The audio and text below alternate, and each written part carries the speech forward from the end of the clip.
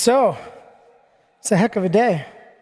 It's been awesome. Yeah, we've known each other a while, but I don't actually know your orange pill story, so maybe that's a good place to start. It's 2013 or 2014, and I was reading a traditional newspaper whose name I will not repeat and which I no longer subscribe to.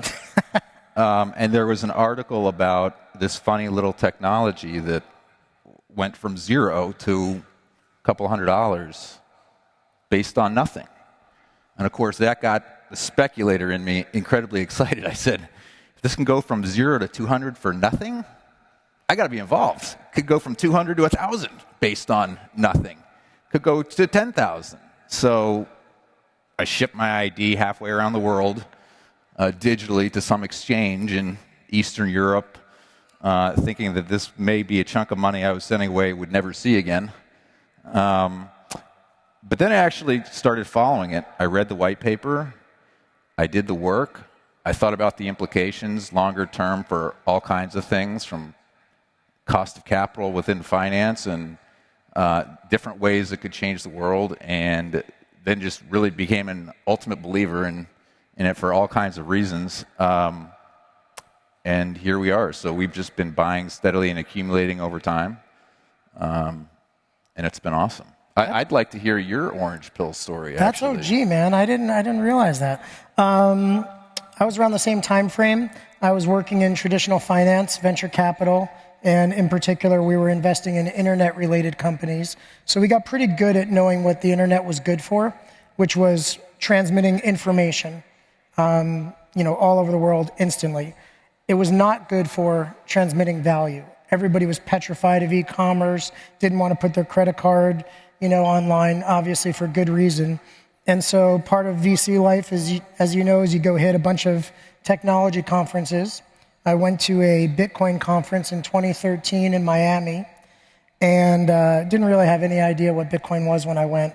And I was blown away because I saw that for the first time, you could transmit value using the internet safely and securely, and Party A didn't even need to know who Party B was. And so I thought of different businesses I might be able to start in this space, and then couldn't come up with anything that I thought was good enough, so I just bought some Bitcoin. Tell me about the sailor orange pilling story. That'll be really interesting. Yeah, so Michael has been one of my closest friends for decades, and I got into it earlier, right? And I would bring it up frequently, and then started to have a business in the space, and Sailor would caution me and tell me, you got a great reputation in traditional finance, you should really think about this, and wasn't very receptive to it, obviously because he's running a company with a couple thousand people. And I would keep bringing it up, and he would keep moving along the conversation, year after year. And then during the pandemic, we spent a lot of time hanging out at his place in Miami, and we were trying to make sense of the world. Businesses are shut down, stock market's going up, and Michael remembers me saying something along the lines of, anytime there's a paradigm shift, there's opportunity. We just need to find the opportunity. And then I didn't connect the two, but I went on to start talking about Bitcoin again, as I often do. And instead of changing the conversation, he said, tell me more about that. And so we spent weeks talking about Bitcoin, and he quickly exhausted all the information I had in my brain on the topic. And he said, well, if I wanted to buy some, how would I go about doing that? So I got him set up somewhere to buy some Bitcoin. And then a little while later, I'm pulling into a restaurant to have dinner with a friend, and the phone rings. Usually he'll text, but the phone rings. I'm like, oh, uh-oh. So I was like, what's up? And he says, well, I bought some Bitcoin. And I go, okay. And he's like, yeah. At the time, Bitcoin was exactly $10,000. He's like, yeah, 10,000. I was like, you bought one Bitcoin? He said, no, Eric, I bought 10,000 Bitcoin. So his first trade was $100 million. And in 1 second, I went from being really psyched that my buddy got into Bitcoin to, oh shit, I don't want this impacting our friendship. Nobody gets a straight ride up and to the right. There's some volatility ahead. So, anyway. That's super. Yeah. So, so with your Bitcoin, did you go into other digital assets from an investment point of view? Strictly Bitcoin? What's your stance? Strictly Bitcoin. I think if you think about it from an investment perspective, the goal is to make money. I still think Bitcoin is the best risk reward of any asset I can think of. And there's 3 reasons that Bitcoin is different from an investment perspective relative to any other cryptocurrency. First is its causal ambiguity, right? Satoshi, we don't know who that is. That was a work of genius. Not putting their name on it was an incredibly selfless act in that people, when there are names or people associated with certain things, people take different associations towards people, right? And so this idea stands on its own, and Satoshi knew how powerful it could be, and here we are. So that's first, that's causal ambiguity. Second is the proof of work aspect to it, and that the energy intensivity and the security around it have now led to a point where it's impenetrable, whereas you can't say that about other cryptocurrencies. The proof of stake that other cryptocurrencies run on is just fiat all over again, right? Whereas proof of work is not. And third, it's the concept of path dependence, in that the first mover advantage of Bitcoin and now the energy intensivity around it, and now countries, family offices, companies, the dominoes are all falling. And we're really at a tipping point here. If you look now, it was interesting, it was incredible what Michael did with MicroStrategy. Now you've got other companies starting to do this. And capital markets are a competitive place. If you look at how well the bonds have done tied to Bitcoin believer entities, whether that's El Salvador buying Bitcoin or Argentina's bonds are one of the best performers since the election. MicroStrategy bonds, if you look at the implied cost of capital tied to the MicroStrategy bonds, that's incredible how low the cost of capital is that they're getting. And I'm a huge believer in markets' ability to give you information value and signal value. And take a look at the way Semler Scientific's volume just exploded after they announced their Bitcoin treasury strategy. Look at what happened with Metaplanet. Volume explodes. So people are voting with real dollars on these things, and that's a really powerful signal for us. Yeah, I would add one other factor that I think isn't replicable for Bitcoin's origin is that period, what I call the immaculate conception, is that period of trading where there was no value. Even if you could recreate all those other things today, you can't have that pristine period, which eliminates all cheating and angle shooting and insider stuff. So, but I agree with you. So let's back up a little bit and talk a little bit about family offices and how folks like yourself are allocating capital. Traditionally, family offices have been fairly conservative in how they allocate capital among different asset classes. How is that traditionally? How is that now? Has it changed much? I think people are increasingly receptive to it. At the end of the day, everything comes down to incentives, and so family offices are structured in very different ways. Traditional financial firms are structured in very different ways. Someone asked me recently, they said, how do your traditional finance, your TradFi colleagues think of Bitcoin right now? And I think a lot of them are more positive on it personally in their own accounts than they are potentially investing on behalf of others, because at the end of the day, most people work for somebody else who has a boss or a series of bosses. And so if you think about the incentives there, even if you believe in Bitcoin and think it's going to do really well, if you buy Bitcoin on behalf of somebody else, it goes down, one of your bosses doesn't like it, you're done, right? Your head's chopped off. Whereas if it goes right and somebody that you work for didn't like it, you get a begrudging pat on the back, right? So everything comes down to incentives. I think that's why this has been a founder-led revolution, and that founder-controlled companies are the ones that are doing this. Owner-controlled firms are the ones that are buying it on behalf of their clients. And so it really varies. But if you just look at the addressable market for it, it's still massive. I mean, the right tail opportunity is so huge. If you just look at pensions globally, if they were to decide, we need a 10% allocation to Bitcoin, just the pension offices, it's $250 a coin, $250K, right? And so there's just so much capital out there in the world people compare it to digital gold. I think that's baked in the cake from my perspective over a longer time horizon. I think it's much higher than that. You know, it's people are thinking about it wrong. It's the global market for capital is $1 quadrillion, right? And right now we're at less than 1%, right, at a 1.3 trillion market cap of the world's addressable market for capital, when everything else is denominated in government currencies that over a very long period of time, if you run the clock long enough, they have a perfect track record of failure, right? And you look at the actual underlying protocol of Bitcoin, and it just seems inevitable that it's going to keep going up. What do you think? What do you think the family office community? What would be a catalyst for adoption to go quicker into that world? The ETFs, I think, were potentially super constructive in that. But where are folks at family offices getting their guidance? Who are they turning to? And what things potentially could the Bitcoin community do to help accelerate that adoption? I think it all comes down to education. When you have something so new as crypto as a whole, right? I mean, it's a new thing. People don't know how to think about it. So it comes down to education. If you just look at the way that a lot of family offices allocate money, they care about, risk-adjusted returns where risk is volatility. And if you just look at the data on it, historically, there's a 15-year track record now of Bitcoin operating and trading.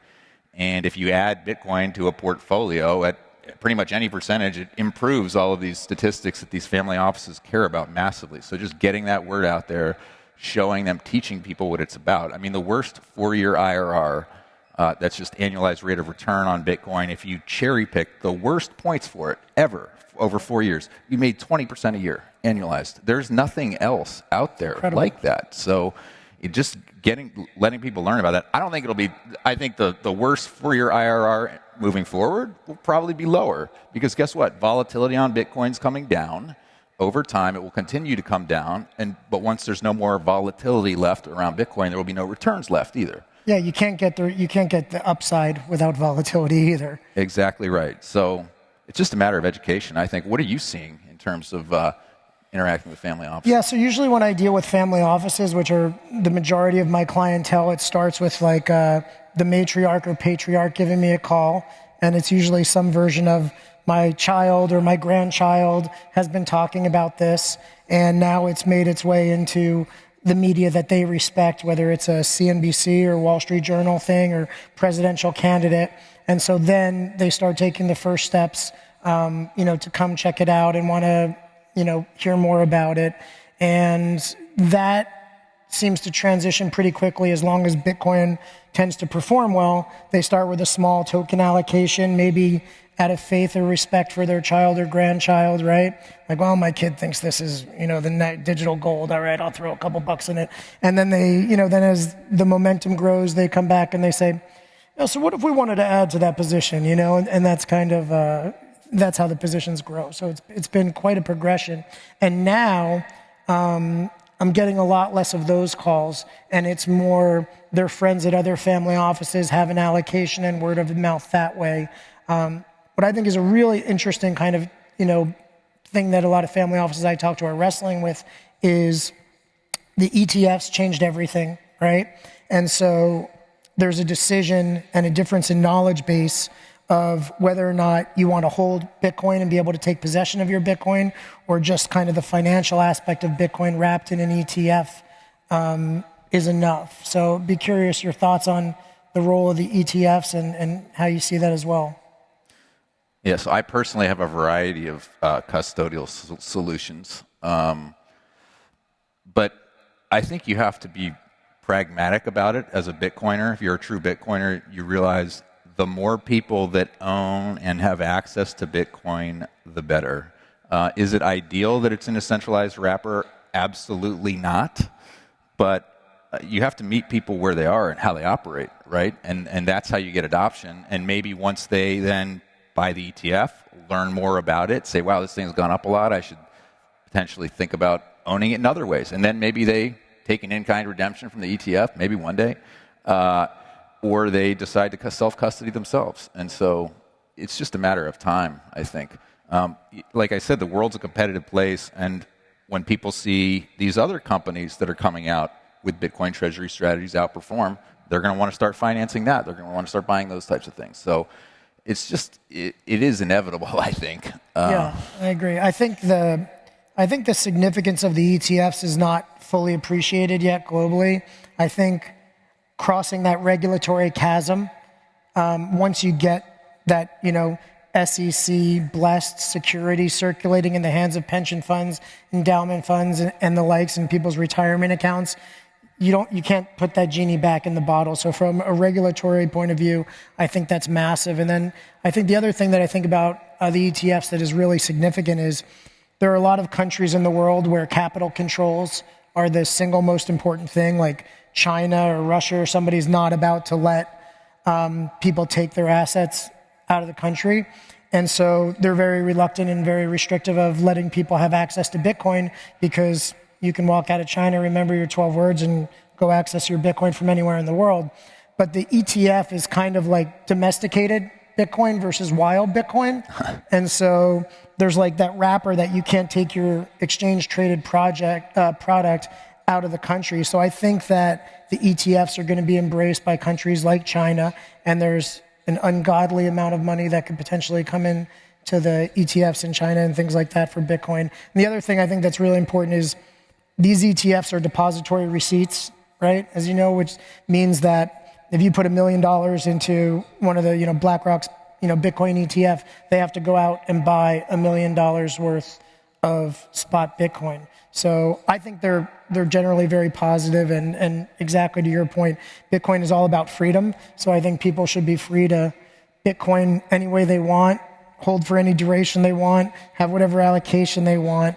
But are you seeing among your friends, I'm sure because you got in really early and you got some fancy friends, and so were they like, what are you doing, man? And are they coming around at all? Like, socially, you were very public. You had a lot of courage to be out there.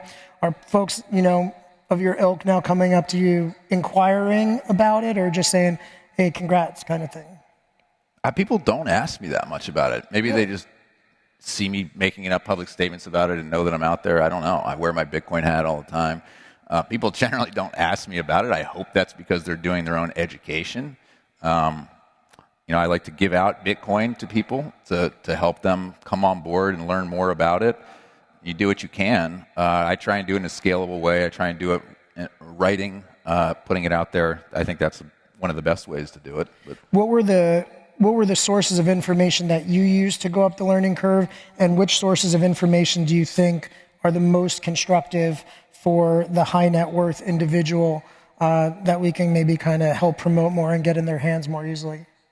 That's a great question. There's just so much online. Hope.com, everything Michael's put out has obviously been helpful. I just read the white paper. That was my initial take on it. So I'd encourage everyone, if you haven't done that, to do it. It's very short. It's only like 9 pages, right? So Exactly. You should totally do that. I recently went through Lynn Alden's book, Broken Money.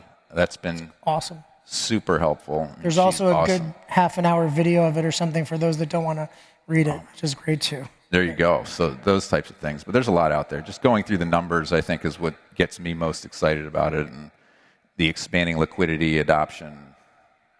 You haven't seen anything like it, really. Got it. And are you playing like lots of variations of Bitcoin? Are you investing in mining companies, MicroStrategy, debt instruments, convertibles, or just pure Bitcoin? Personally, it's been pure Bitcoin. When GBTC tanked and traded at something like a 50% discount to NAV, I loaded up on that. I did that trade too. Nice. Yeah. I still own it, unfortunately, because if I sell it, I owe a lot of taxes. The cap gains, yeah. So we did that. I look for opportunities and dislocations in the space when they exist, and try and bet big on those. In our funds, we own MicroStrategy. We recently started buying Semler Scientific. But it's just all been Bitcoin-related stuff, pretty much. Awesome. Yeah. Well, thanks very much for doing this. Appreciate it. A lot of great information. And thank you guys for sticking around till the bitter end. I know that now you can go have dinner and a drink. That's right. Thanks. Nice, man. was awesome.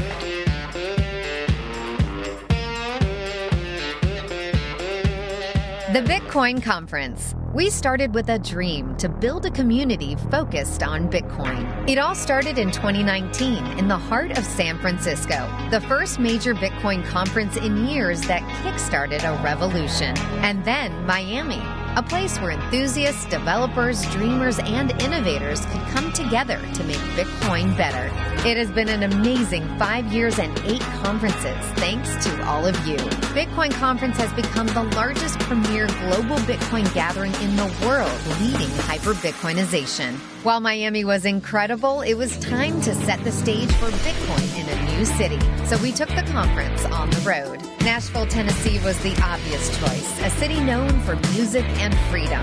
Next year, the conference is hitting the road again in search of the next global stage. We are headed to a new city next year. With hyper-Bitcoinization right around the corner, we have no plans to take the foot off the gas.